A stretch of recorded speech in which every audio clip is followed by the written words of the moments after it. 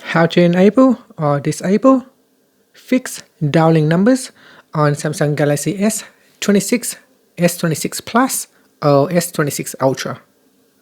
First, tap on the home button to return back to the home screen.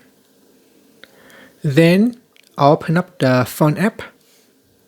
Next, we tap on the More button at the top. From the menu, tap on Settings. In Call Settings, scroll down and tap on Supplementary Services.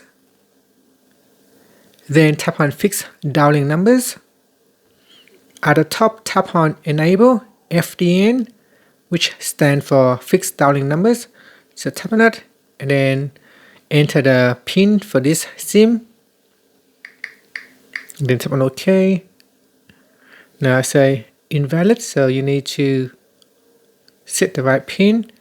If you don't set the right PIN, it will not work, so I will try 40 and then tap on OK.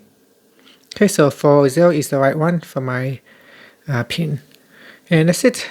Here to switch it off, again we enter in the correct PIN and tap on the OK button to disable fixed dialing numbers.